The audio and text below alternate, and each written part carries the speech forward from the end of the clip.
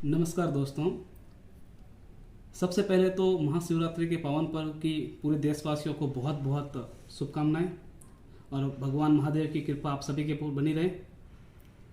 आज हम चर्चा कर रहे हैं त्रिपुरा के इलेक्शन की। तो सबसे पहले मैं बात चुनाव की इस ऑफिशियल यूट्यूब चैनल पे आप सभी का स्वागत करता हूं। और अभी जो इलेक्शन संपूर्ण हुआ है, जो 16 फरवरी को त्रिपुरा में एक बम्पर वोटिंग हुई है। हम जो मुद्दे की बात यह है कि क्या इस बार बीजेपी के लिए कोई खतरा है, या बीजेपी क्लियर मेजोरिटी से आ रही है, या सीपीएम और कांग्रेस का जो अलायंस है वो ज़्यादा मजबूती से साथ नज़र आ रहा है। इन सभी मुद्दों के ऊपर बात करेंगे। उससे पहले एक बात यह भी है कि क्या बीजेपी को त्रिपुरा मोथा जो नवी पार्टी बनी है, क्या वो कहीं पे बीजेपी को नुकसान कर सकती है? इन सभी मुद्दों पे हम विस्तृत चर्चा करेंगे। उससे पहले अगर आप हमारे चैनल पर नए हैं तो हमारे चैनल को सब्सक्राइब कीजिए और लाइक कीजिए, शेयर कीजिए और अपने सुझाव हमें कमेंट सेक्शन में फीडबैक के तौर पर ज़रूर दीजिए। तो बात मुद्दे की में हम सबसे पहले बात करते हैं त्रिपुरा में जो इस बार बम्पर वोटिंग हुई है, इसके क्या मायने हैं। क्या त्रिपुरा में जो बम्पर वोटिंग हुई है 90% के आसपास, जो अभी इलेक्शन कमीशन का डेटा है उसके मुताबिक 90% इलेक्शन वोटिंग हुई है। पिछली बार की अगर तुलना की जाए 2018 में, तो 2018 में भी 91 अप्रॉक्स इलेक्शन हुआ। उसमें 2018 से पहले जो बीजेपी कहीं पे नहीं थी, 2018 में बीजेपी 36 सीट के साथ 60 सीटें वहाँ पे कंप्लीट हैं और बीजेपी 60 में से 36 सीट क्लियर मेजोरिटी के साथ जीत कर आई। और वहीं सीपीएम लेफ्ट के जो 30 से अधिक साल का शासन था, वहाँ बीजेपी ने उस शासन को खत्म किया।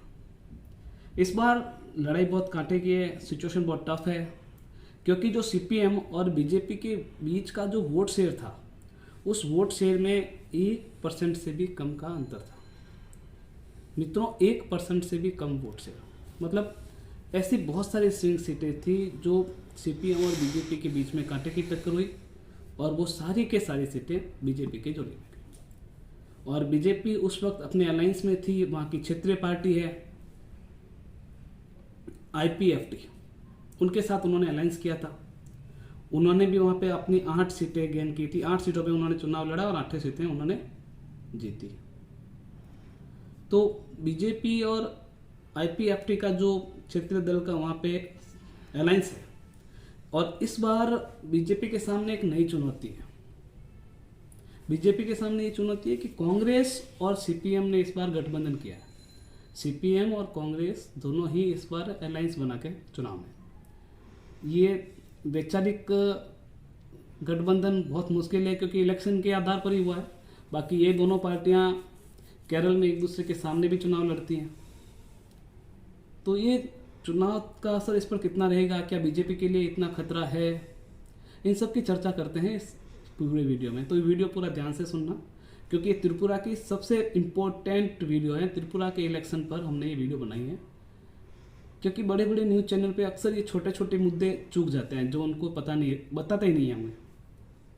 तो त्रिपुरा के इलेक्शन पे विशेष चर्चा में हम कहते हैं जो देव वर्मा की पार्टी है, अभी अभी जिन्होंने 2019 में जिस पार्टी का उदय हुआ है वो है त्रिपुरा मोथा पार्टी। वो पार्टी बीजेपी के लिए बहुत ही चुनौतीपूर्ण पार्टी है, क्योंकि उन्होंने अगर 2% भी वोट शेयर प्राप्त किया तो बीजेपी के लिए काफ़ी इंपॉर्टेंट रह जाएगा। अब मुद्दे की बात यह है कि क्या बीजेपी इस बार फाइट में, बीजेपी के जो नेता कह रहे हैं, शीर्ष नेतृत्व तो ये कह रहा है कि हम इससे ज़्यादा सीटें जीत कर आएंगे और क्लियर मेजोरिटी के साथ आएंगे।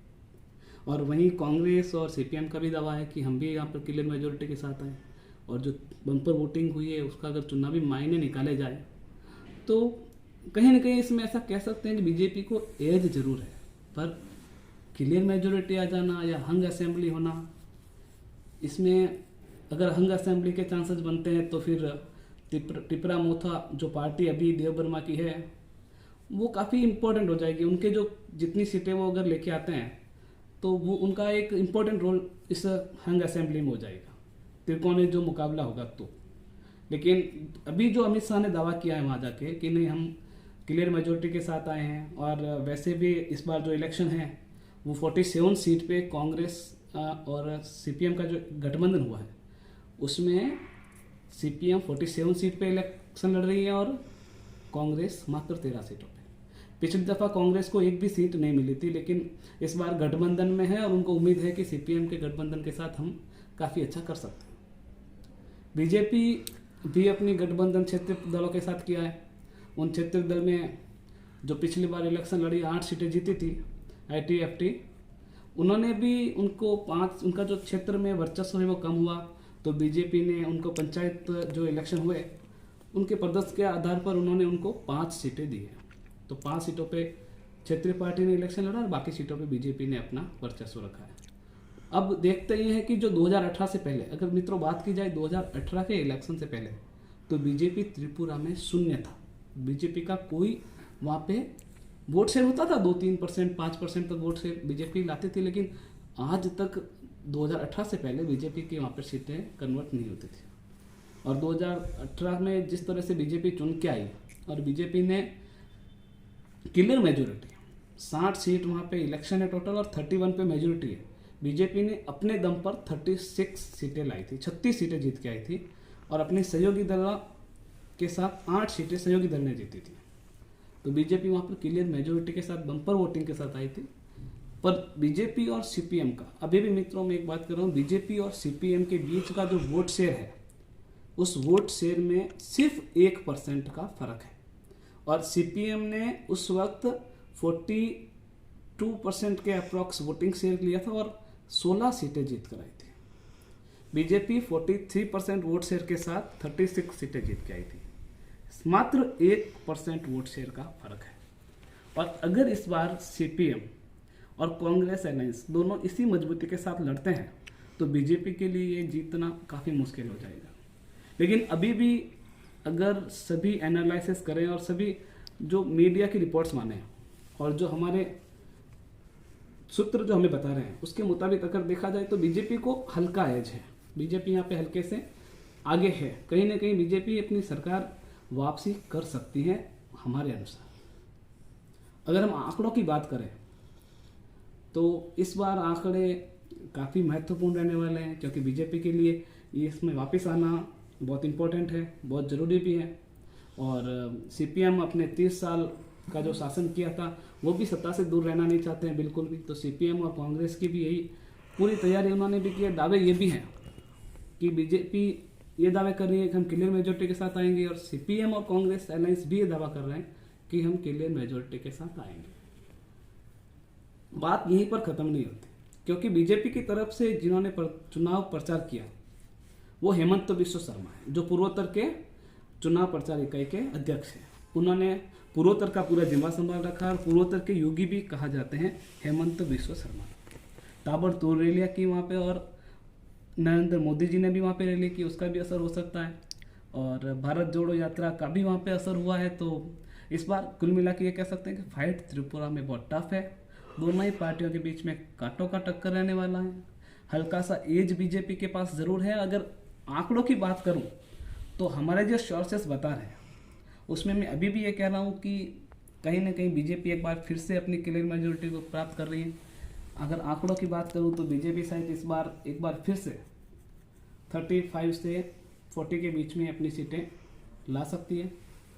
सहयोगी पार्टियों की सीटें घट सकती है और सीपीएम और कांग्रेस का अलायंस है वो कहीं ना कहीं 20 से 25 सीटों के आसपास अपने नंबर्स पहुंचा सकते हैं। और टिपरा मोथा जो पार्टी है, जो अभी 2019 में उनका उदय हुआ है, देव वर्मा की जो पार्टी है, वो देव वर्मा के बारे में जानकारी अगर ले तो देव वर्मा पहले कांग्रेस के मेंबर हुआ करते थे। कांग्रेस के सेंटर में भी वो मेंबर हुआ करते थे और कांग्रेस में एक बहुत बड़ा कद था उनका।